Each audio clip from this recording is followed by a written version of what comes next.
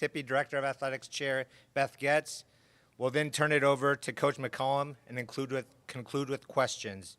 Beth will then be available on the side over in front of the backdrop for a side availability.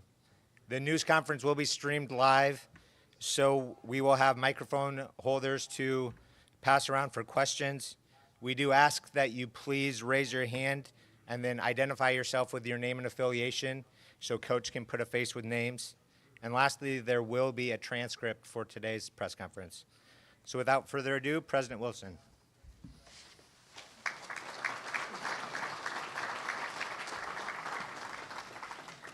Thanks, everyone, and thanks to athletics for the little step up. I'm always appreciative of the height adjustments that I need. This is an exciting day for the University of Iowa. We are so thrilled to be welcoming Ben and Michelle and their children. I don't know if we call them children still, young adults and children. Just a great, great moment for us. I've talked with Ben, I've talked with Michelle. They're excited about joining the Hawkeye family. They are bringing with them some great attributes that are so consistent with what we care about here at the University of Iowa.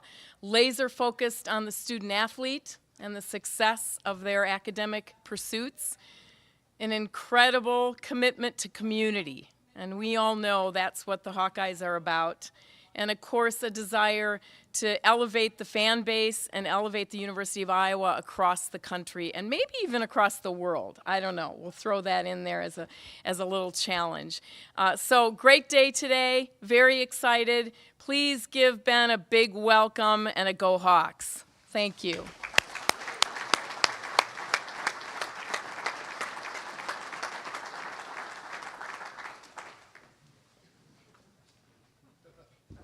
You don't think I need that? No.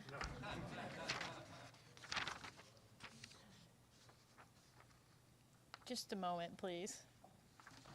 One page. All right.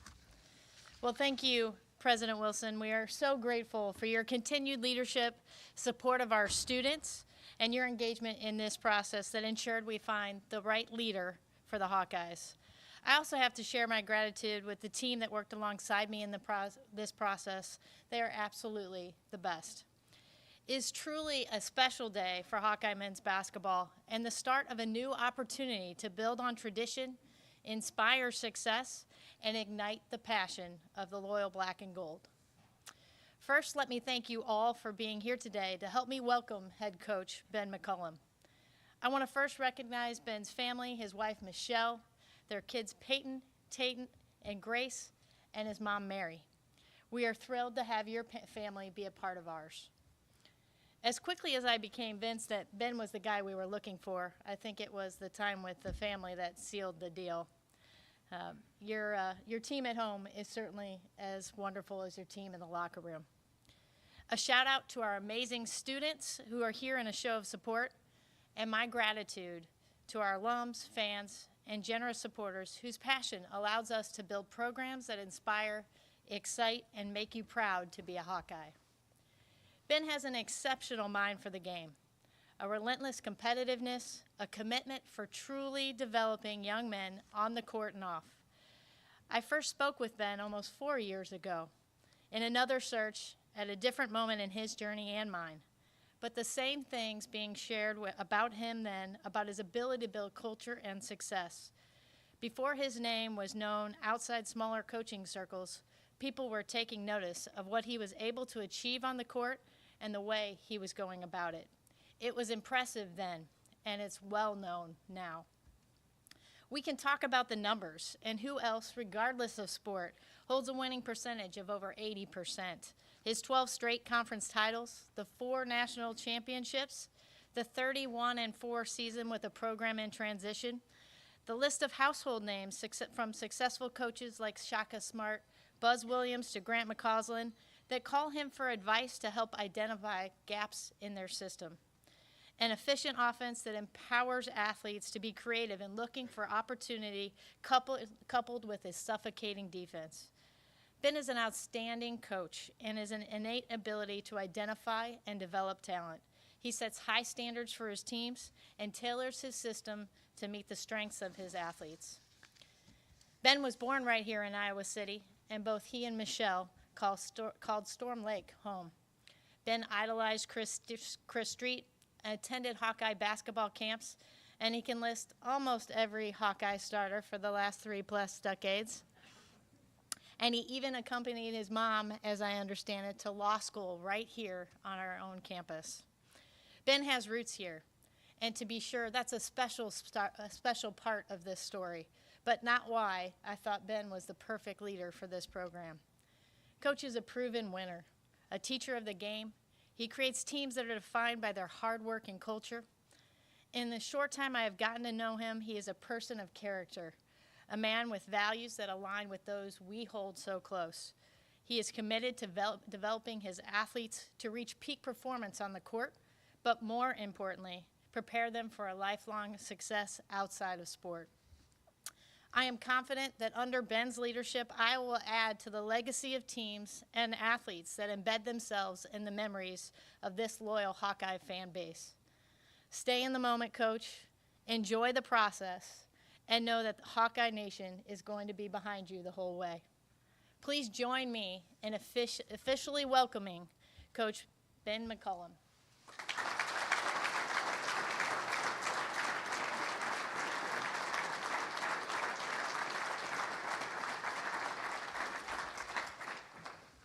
Awesome. Love the ties. Those look great.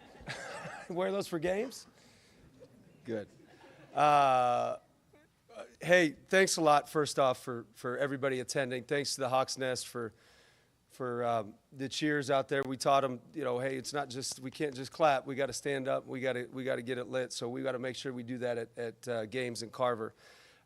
First off, I want to thank Beth for taking the chance on me, essentially, and giving me opportunity to come home to the University of Iowa. Iowa City, I was born here. I lived here for 4, 5, 6 years of my life, and have cheered for the Hawkeyes for a long time. And now I get to be a part of their success, and I couldn't be more excited. My family's excited, and we want to bring this back to the championship culture that we think we can build here at the University of Iowa. I also want to thank President Wilson. I was fortunate to kind of meet her via Zoom for a split second, and she happened to turn the camera around, and she had a bunch of fishing poles. So her husband's a fisherman, so hopefully he'll take me fishing. But I certainly appreciate her allowing Beth to come out and hire the coach that she wanted, and be patient with that process as well. My family, my wife, a long time ago I got into this profession. I actually went to school to get a finance degree, and was supposed to go to Kansas City to work with my wife, and at the time we were engaged. And I can remember I had a semester left, and she had moved to Kansas City to be with me. And I called her it was probably about a month into that first semester, the last semester of school. And I said, man, I don't know if I want to go into the financial world. I think I want to be a coach. Oh, really? She said, so you're not moving to Kansas City right now? I said, nah, I think I want to coach. She goes, okay, well, as long as it's your passion. And so I spent 2 more years as graduate assistant, but she stuck with me through all that, and, look where we're at now. And she's been a big part of that. My 3 kids, obviously, Peyton, Tate, and Grace. This has been a long journey. Coaching is a very difficult profession, and it's very difficult on your families, but it's very rewarding on top of it. And they've stuck with it. Obviously, a second move in a year, and I couldn't appreciate them more. So thank you to my family. Specific to the past schools that I had, Drake University, obviously I came from there. Brian Harden gave me my first chance at Division I, and I'm forever grateful to Drake and everything that they've done, the fans, the support. Felt like we poured our heart into that place. Northwest Missouri State gave me my start. Dr. Bob Borichter and all the people there that really supported everything in our journey. So thankful for them as well. Also to the people of the past that have grown the program. I grew up in the Tom Davis days when they used to press, get up and down. You saw Chris Street on the ball flying around. They'd get steals, and I can rattle off half their team's names. and going to Hawkeye camps. You know, there's a lot of great coaches that have helped grow this. Lute Olson, Tom Davis, obviously George Raveling, and Fran on top of that. And so I certainly appreciate everything they've done for the University of Iowa. And hopefully it's in good hands right now, and we can kind of bring championships to the University of Iowa and Hawkeye Nation. So to the past players, you're who I idolized. I mean, that's who I watched growing up. Was the past players for the University of Iowa. All the way back from B.J. Armstrong, I could rattle off. I'm just like Wade Looking, Bill Val Barnes, Montier Glasper. These are just the random names. A.C. Earl, obviously Chris Street. And so, I can just rattle off a bunch of them, and obviously the ones that just came. I always dreamed of playing for the Hawkeyes, and I just wasn't good enough, so I didn't get to play for them. But now I get to coach them and hopefully bring success here. How are our teams going to look? I was just talking to, I think I was talking to Beth, and I recall, and it's vivid in my mind, and most of you have seen it. I grew up seeing it. And have you ever seen Chris Street play? Like, just with the intensity, the energy, the effort, the enthusiasm, the joy, the servant mentality, the toughness, everything that Iowa stands for is what our team is going to look like. From an X's and O's standpoint, obviously I think we'll be good there too. But most importantly, when you watch our team and we go on the road in the Big Ten, or we go on the road to other games, I want you to be proud of how our kids act, how they compete, how they love each other, how they serve each other. That, to me, has still and will remain the most important thing. My objective is to make better husbands, better fathers, better citizens, and that's what I'll do here at the University of Iowa through the game of basketball, and try to make the state of Iowa proud. In taking this job, I've always felt like you needed to take a job that you can win championships and compete for them on a consistent level. Beth Getz has given me that opportunity and given resources to make sure that we can do just that. And that's our goal, is to get Carver Hawkeye filled back up, to create an environment where other fans want to come, and to be the best venue in the state of Iowa. And we're going to fight for that. We're going to compete for that. We've done that at other schools, and hopefully we can do that here. We do need everyone else. So when we walk in and we see the Hawk's Nest, I appreciate everyone that came. We want even more, and we want it louder, and we want you to be a part of building this thing. Just myself, just a few players, just a few coaches, that's not what it takes. It takes everybody in here. It takes everybody in Iowa City. It takes everybody in the state of Iowa. And we want you to be a part of that build. And we want to fight for that every single day. And we want to see you out supporting. One thing we can start with, I don't see a ton of the players, is see if we can get Price, Cooper, Josh, see if we can get them some support as well. Maybe just like text them or tweet them or anything like that, and get them excited about coming back to University of Iowa and making this thing grow. That would be good support to start. We want to create that home court advantage, which is something that we've done before. We want to do that here and create a level of excitement for everybody at Iowa, and get it to what I remember when I walked into Carver, and again, loud, full crowds, and get it to that point. Again, I'm blessed, man. I appreciate everything. I appreciate the people that taking a risk on me. I'm thankful for that every single day. I'll make sure to not take this for granted. I'm going to fight for Iowa, and we're going to get this thing going again.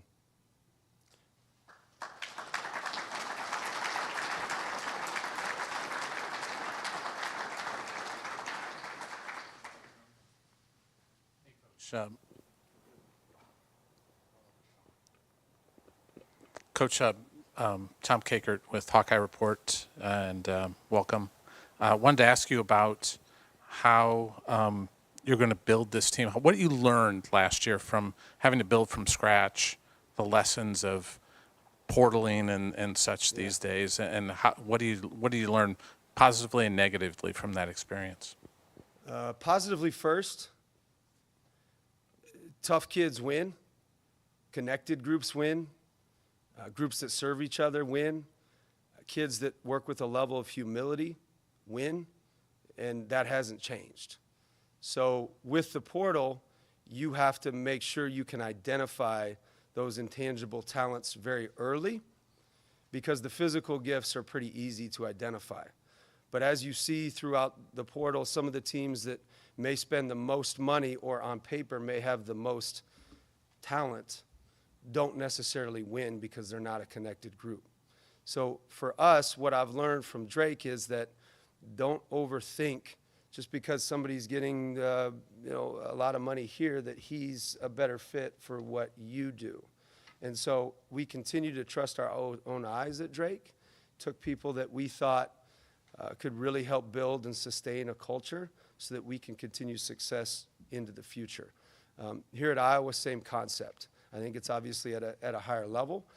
You do have to take certain transfers, but again, that goes with Hawkeyes making sure that we try to retain some of the kids that are wanting to go into the portal right now and do it quickly. And again, so I've said it takes everybody to get those kids back.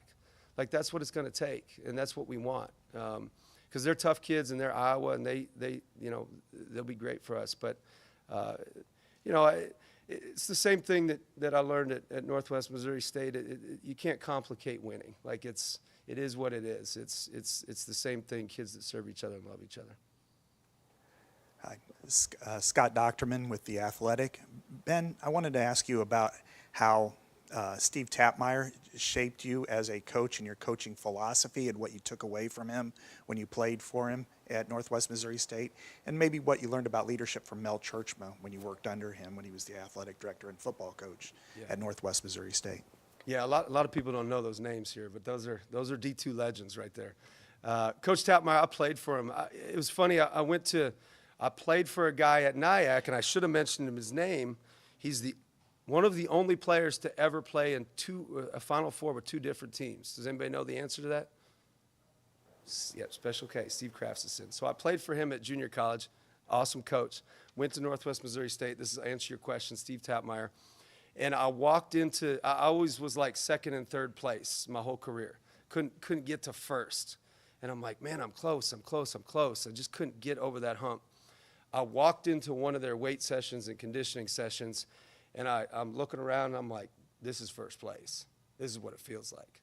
And he taught me the shocking difference between first and second. And second to 10th, it's right there. But first place cultures and first place people are way up here. And he taught me the culture. He taught me how to be ready every single day. And from an X's and O's standpoint, defensively, he taught me that. And he remains a mentor as well. And, Mel Churchma, he won a lot of national titles in football. And from a leadership perspective, again, short story, but I remember one day he came in and I said, man, I'm really having trouble with this. And I had a lot of anxiety about it. And the young coach, and he goes, yeah, don't really worry about it. I said, I'm really worried about it. Are you crazy? And he said, hey, let me tell you something, Ben.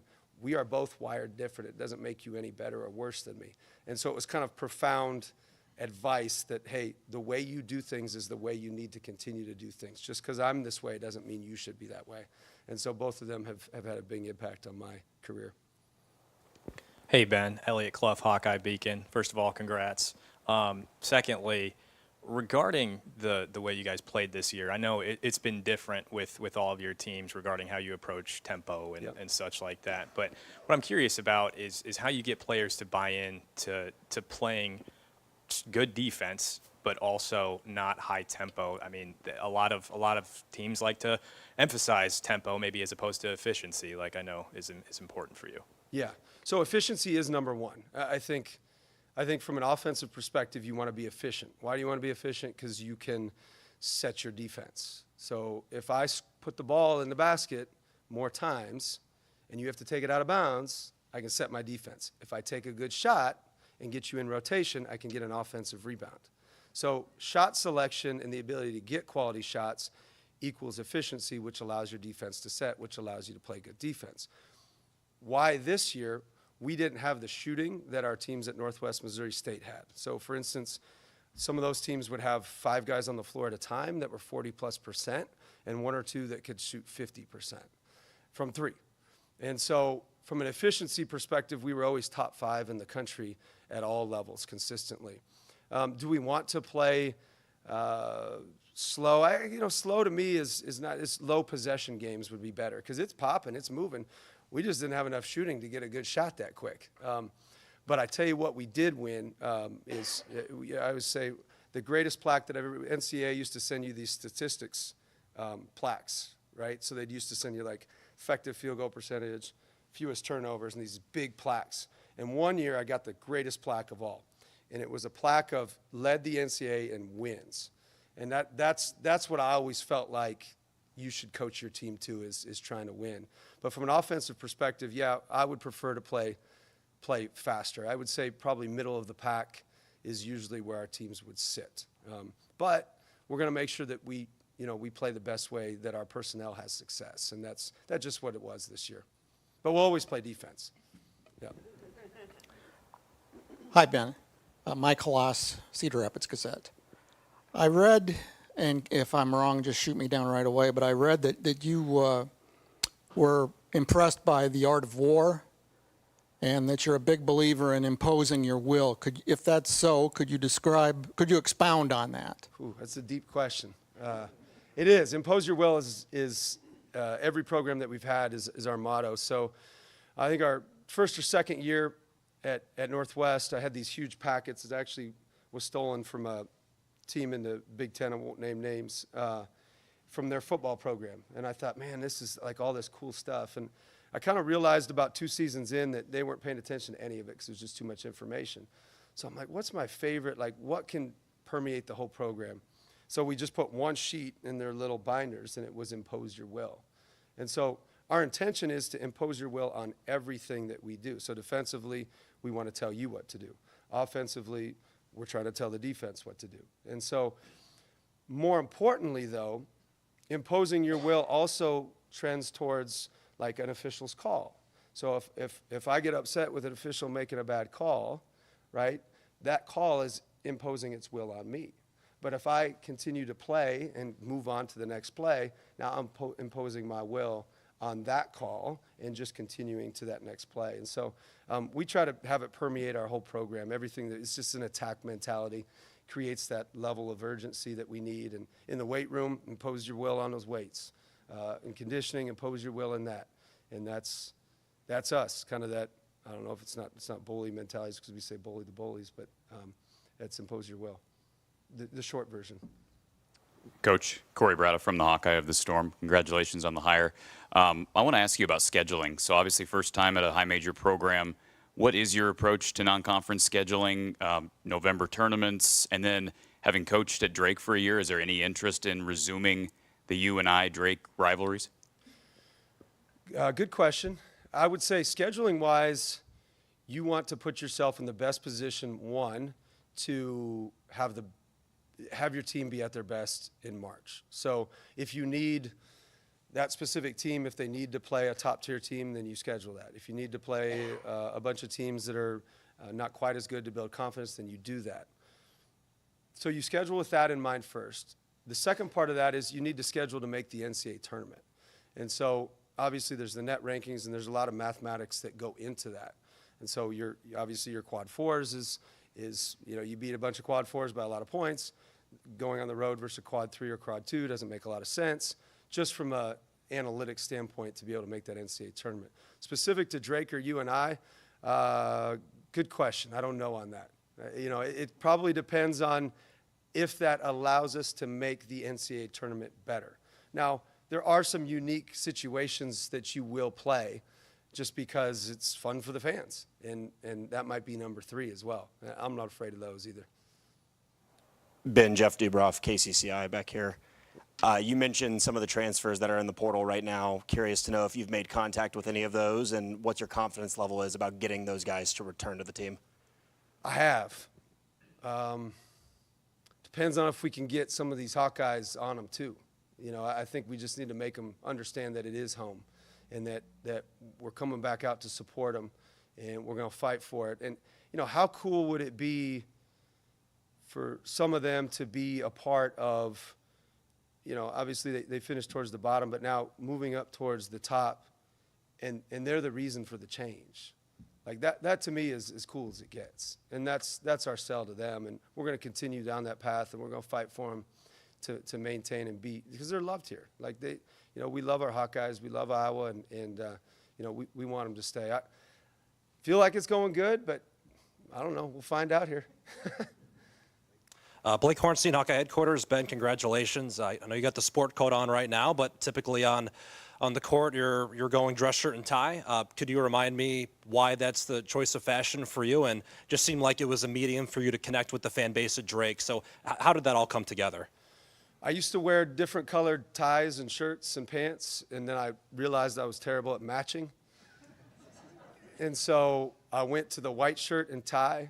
And then when everyone else kind of went to the like casual look, I always thought in every other profession and like our level of coaches, we make a lot of money, right? And other people in professions have to dress with a level of professionalism. And I'm not saying other coaches are unprofessional, because my assistants don't wear that, and I think they're very professional. But I've always thought that that's what I needed to wear to act like a pro. And just my thought, my theory, just because everybody else has to do the same thing that's in other professions. So that's why I do it. And then it just becomes comfortable, and then you get superstitious, and then you wear the same color every day, and then it's a problem. But yeah, it looks good. So. Hey, Coach, Matt McGowan with the Daily Iowan. For players who weren't on the Iowa roster and are in the portal right now, what's your recruitment pitch to them?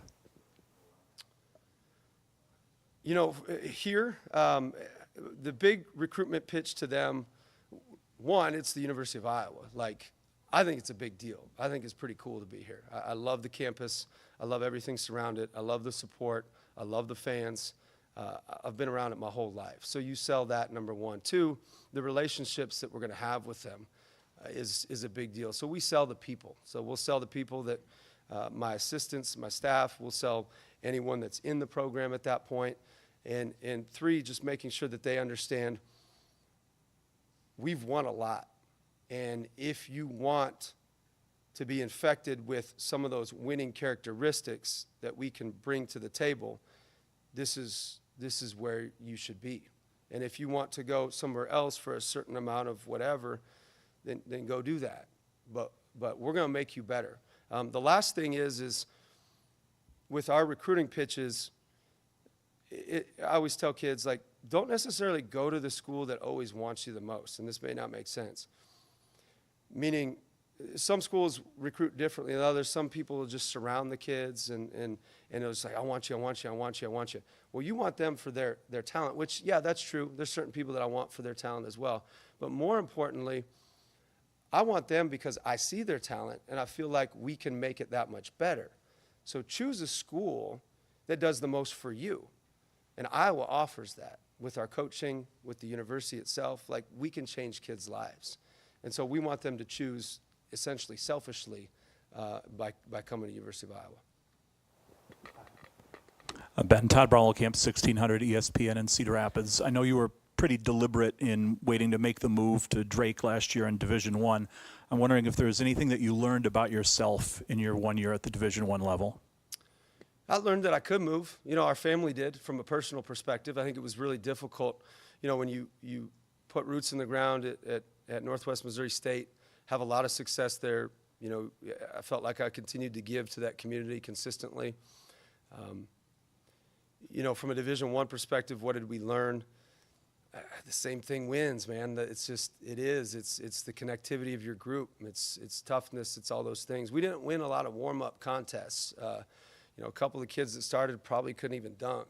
They could, actually, but I like to make fun of them.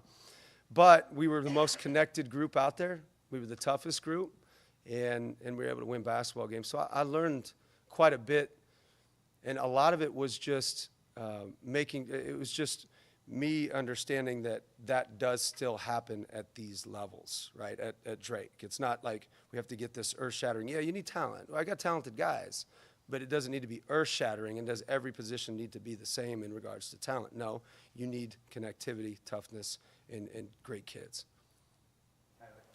Ben, Tyler Tashman with the Des Moines Register. Nice to meet you. You've touched on it a little bit, but your vision for what you want to build this program to be? Your objective is to win championships. The reason we went to Drake was because we felt like we had an opportunity to win the Missouri Valley Conference Championship and get to the NCAA tournament. We felt like they were resourced enough to be able to do that, and it was important through the conversations with Beth that she was on the same page as me, and she might have even been on a further page ahead in regards to wanting to bring championships here. And so, that's obviously what we're trying to build. I would like to see a full Carver. I would like to see fans out there. I've seen full at other sports. I want to make sure that we put a good product out there so that fans enjoy it, and we show what Iowa is like. So that would be my vision, similar to what we did at Northwest Missouri State for that 15 years, build it into that kind of contender. Ben, Elliott Clough, Hawkeye Beacon, one more time. Regarding your staff, are you planning on bringing guys from Drake and then filling in the gaps, or what are you thinking as far as approaching that? Yeah, we'll bring a few from Drake. A lot of the guys, a couple of them have played for me. I think 3 of them played for me, actually. One of them was my first recruit ever. He wasn't very good, though. He's here, so I want to make sure that he knows that. Still can't play, but he's got great energy. A staff, I always tell people the best way to hire a staff, and Grant McCaslin, one of my good friends, told me this. He said, here's how you hire your staff. Find guys that you want to do life with, and usually it's going to work out pretty good. And what that means is just get good people. If you surround yourself with enough good people, other people want to join as well. And so we'll get the best of the best people. Obviously, for the Power 4 level, we need to make sure that we have a certain skill set as well, which we'll get. And then, there's your video guy and stuff like that. But we just want great people and guys that we want to do life with. So to answer your question, yes, and then we'll fill in a couple as well. Scott Docterman again with The Athletic. As you mentioned, you want a full Carver, and it's been a while since Carver was consistently full. Is there, obviously bringing in a quality and a good program will bring up the attendance, but is there anything externally that you are thinking about doing or wanting to do in the summer or in the fall to help facilitate that beyond what's going on the court? Yeah, we're going to connect. Our players are going to connect with the students. I need to connect with the students, and our whole program does. Again, though, it's not us uplifting this program, it's the whole university. It's the students helping as well. And it's this community of Iowa City as well. So it's former players. Again, some of these former players are, again, they were my idols growing up. NBA I didn't watch. I watched the Iowa Hawkeyes. Those are my guys. And getting them involved too, and just creating this awesome environment like that throughout the summer, and just, you got to be out, man. It's Iowa. You got to shake hands. You got to, when you're in the grocery store and they come up to you got to say hi. That's what they say, Iowa nice. It's God's country, as we say. So just do little things like that, and I think it goes a long way. Hello, Coach, over here. Chris Meglia with the Daily Iowan. It was reported that Ben Sturst is going to follow you here. I just want to, and you know a little bit about the Hawkeye culture. I just want you to explain why he fits the Iowa culture and what he could do for this program. Yeah, if that happens, why would those guys fit? Specific to Bennett, he's probably, if he's not the best point guard in the country, he's top 2 or 3. So that's a pretty good fit right there. All the guys that we've had operate with a level of humility, meaning they're able to be coached at a high level. They don't think they're bigger than the program itself. They understand the value of other people, and that allows to have elite amount of success. And obviously they're good basketball players as well, but for him specifically, more important is his level of humility. And the other guys that I coached at Drake, exact same. Just they're humble people that want to serve and want to grow and get better. Coach, how you doing? John Sears, WHO-TV in Des Moines. We've heard other coaches describe you as just like a relentless worker, competitive. Where does that come from, and how is that some way that you would describe yourself as just uber competitive? Yeah, I would say I was probably the kid that had the temper tantrums when I was, in grade school, because when you lose a game, and you wouldn't shake hands and stuff like that. So, no, I'm just a fighter. That's what I've always thought. I've always been competitive, and I always want to find a way to be relentless enough to take it a little bit further. I think it probably comes from upbringing, just my mom, my grandparents, my stepdad. Just growing up in that environment, I was never really allowed to be a victim. You would always try to control your own circumstances, and you'd always have to fight. And I learned that, just being around my family, essentially, and how much fight they have. It's interesting. There was one of the Northwest Iowa, and I've told this story before, the Northwest Iowa camps, they used to come to Storm Lake, and Jerry Strom used to put them on, and he was the best.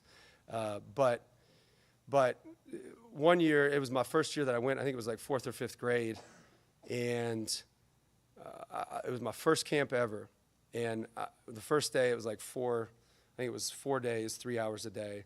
And the first day, I won the Hawkeye Hustler, which is like the coolest award. It's a little medal, and I still have it to this day, I'm sure.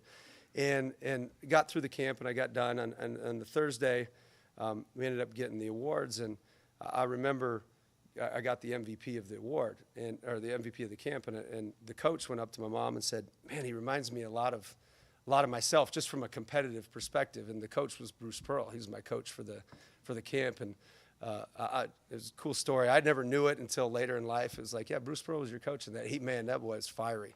And so we work with a level of fire as well, so it'll be fun.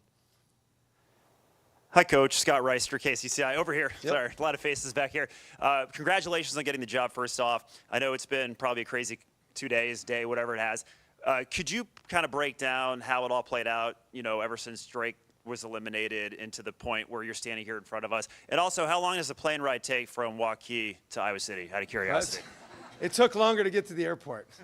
So it was like 20 minutes, and it was like you get up and then you get down. So it took long enough for my son Tate to lean his chair back and relax. That's about it.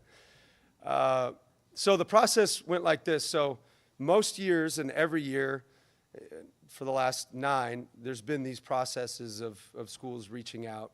And, generally they reach out to an agent, and the agent handles a lot of the stuff, and then you go through it. I've always been the type that really wants to focus on the team that I have. And so I try to set boundaries in regards to that.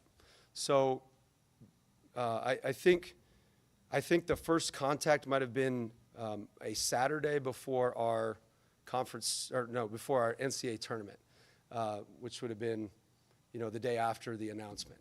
And I had no idea that was going to happen. And then we had a conversation then, and then we had a conversation on Monday. On Monday, I told Beth, who was phenomenal through this process, and I said, hey, I really need to focus on my team. Like I can't be divided I can't be in decision-making mode while I'm coaching. I have to put as much energy as I can into that. And she respected that as much as any athletic director can respect that. Maybe a text of, hey, good game, good luck, that kind of thing. Simple stuff, but no like, hey, you gonna do this? Hey, do you want to do this? Hey, trying to negotiate all that stuff with me. On that Sunday, we got back. Then it was on. And then obviously because I was so patient, and I certainly appreciate every part of that. That's what pros do. And ended up making the trip to Iowa City Sunday, and then Monday morning at I think maybe 6:30 a.m., 6:45 a.m. I signed the papers and committed. So that was it. But no, it was it was kind of a short process because of how long Beth allowed me to coach my team. And again, I can't say that. I mean, that's as I appreciate that about as much as anything. And that also says what kind of athletic director she is she's trying to build something bigger than just a transactional conversation. And so we're going to fight for her. We're going to fight for the University of Iowa because of a lot of that.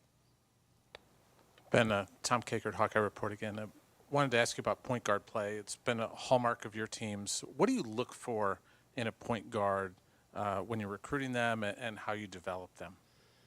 You got to have an unselfish kid, I think first and foremost. And all my point guards have been very unselfish. They've always averaged more with me than they have in high school. And so I kind of force them to be great, essentially. You have to trust your own eyes in regards to their talent, athleticism, et cetera. Most coaches will watch and they'll get a visual of what he's supposed to play like because of what he looks like, and they won't actually watch how good he is. Like Bennett, for instance, he looks like he should be mowing your lawn, right? Just a 6'4", sandy-haired, and but he's long and he's athletic and he's got a competitive fire as much as there is, and he actually has his own lawn mowing business, ironically. And then my point guard before that, Trevor Hudgens, point guard before that, Justin Pitts, Deshaun Cooper, all of them had that level of humility on top of it. So they're able to be coached consistently, and they're able to understand that they're not that special unless they have people with them. So the people with them allow them to be great, and vice versa. Bennett would prefer to score 0 points and have everybody else score 20. I mean, that's his mentality, and that's never changed. And so that's how all my point guards will operate. 2 more questions, Coach. Hey, Coach, congratulations. Joey Dania from KWQC-TV in Davenport. Just wanted to ask you if there are any of your former players at Drake who, if they opt to go into the portal, who you're hoping will follow you here to Iowa other than Bennett. Yeah, if they go in the portal and they opt in, you always look at anybody who's in the portal. So to not be too specific or detailed, because I'm not sure who's in and who's out. So I don't want to actively recruit somebody like that right now. So, we'll look at anybody that goes in the portal, to be quite honest. Hey, Ben, Elliot Clough, Hawkeye Beacon. Regarding going forward with a 2025 class, I know it can be a little bit difficult to bring a freshman into a situation like this, and I know you're looking in the portal and looking and possibly bringing guys who were on the roster last year, but I guess what's the plan to approach maybe bringing in somebody in the 25 class, looking at who you had at Drake, maybe Iowa has a signee? I'm curious what your plan is there. Yeah, no, I think you need, honestly, you probably just take the best players. So if there's a 2025 that's available and is one of the best players, then we're going to sign him. So I'm not afraid of that. I think to be a great program here at Iowa, I think it lends itself to building a culture. And so I think retention is probably your most important thing. And I also think making sure that your 15th, 14th, 13th, even 12th guy are guys that are developing and continuing to grow and get better so that they can become your 1, 2, 3, 4, 5 guys. 2 of my point guards actually redshirted. One's going to play in the highest level in Europe and actually signed a 2-way initially. And then the one before that was Player of the Year in Division II, and he redshirted as well. So I'm not saying we're going to redshirt a bunch of people, but I am saying high school kids, you do need to have some good quality high school kids in the program. Specific to 2025, we're going to take the best players. All right, thank you, Coach. Thank you.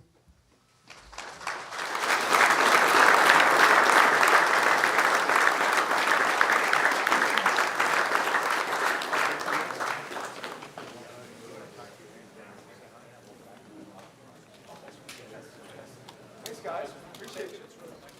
Yes, good to meet you. Thanks for coming. Do AD, that's going to go in the backdrop. Oh, there you go. That's so cool. Yes, it's good to meet you.